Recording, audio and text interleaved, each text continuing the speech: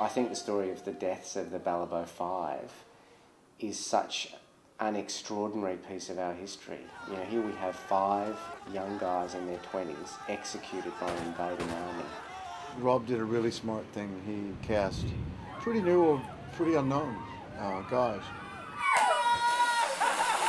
I'm playing Brian Peters.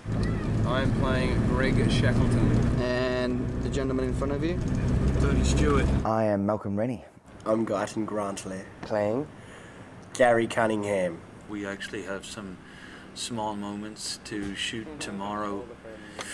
Just kind of introductory pieces about who these people are, which is, you know, interesting that we're doing that now because we're in the process of trying to work out who these people are. That's my tie. It was the most research that I've ever done for a job. Greg did read the news, as well as being a journalist. He was just very driven and very ambitious and wanted to get that big story and was going to do it at all costs. But the more he was in the country, the more it became much more about the people. Hey, come on, let's go. He was just doing his job and desperate to share with the world what the atrocities that were going on. Greg Shackleton from an unnamed village, which we will remember forever, in Portuguese Timor.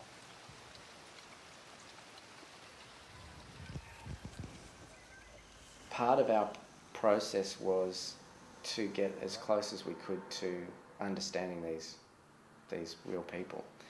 The Moody Blues. Nuts and white satin. This is what Gary was listening to at the time. The 70s. Moody Blues. Gary was quite a happy bloke to be around, loved to drink, loved to laugh. Tony Stewart was 21, you know, the sound recordist with Channel 7, so it's 21. You know, that's a very young age to be heading into a war zone. Shackleton, Stewart and Cunningham were referred to as the Three Musketeers. Together, we are HSV7, Camera Department. I got to speak with a lot of great people who knew Gary back in the day and also knew cameras, which is what was very important for me to learn because Gary was the cameraman for HSV7. These are the batteries they had in the 1975. Something small, probably the power of not your lightweight info lithiums that they've got today. That'd be great. We'll take that plastic. Thank you very much. This is the almighty Arri.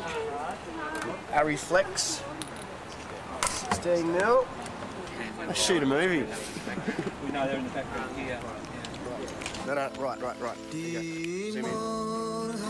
Focus. Yeah. You went left. Tony Stewart just left home and was sort of spreading his wings and really loved being in the Channel 7 sort of fraternity, really thrived on it.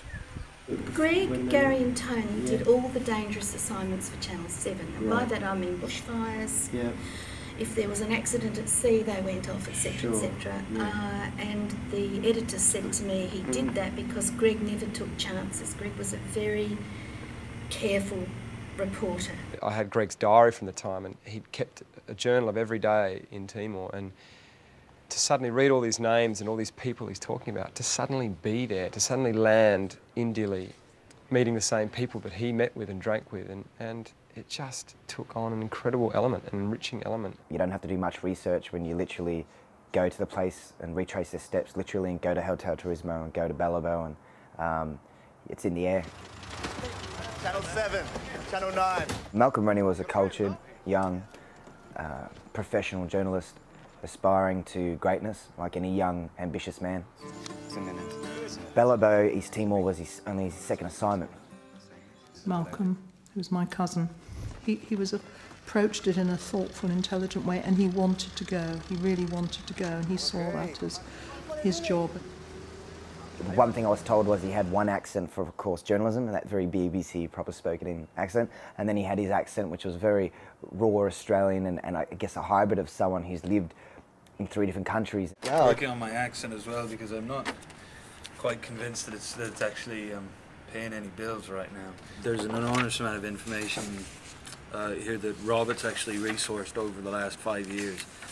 He loved Ella Fitzgerald and the Moody Blues. He didn't like losing arguments. We've got a whole month just to really soak ourselves in these people and make some sense of this story which honours the memory of these people. Welcome to Timor. We were just a bunch of guys up there doing what we did every other week, you know, and suddenly, boom, you know, 5 more dead. The 60-man Fretland garrison is here, and there are rumours that Indonesian soldiers are making their way up the road from Balibo. These guys, as you saw, as you acted out yesterday, were basically, you know, chasing car accidents in Melbourne and Sydney. They weren't war correspondents, you know. Rob Connolly got the families of the dead men together with each actor who was representing their son or brother, whoever. And there was this incredible bonding process that went on. Do you want to know anything? I would say that Shirley was probably the most valuable asset to the whole research process because she just personalised Greg for me. All they were doing is their job. It was neither foolish nor brave.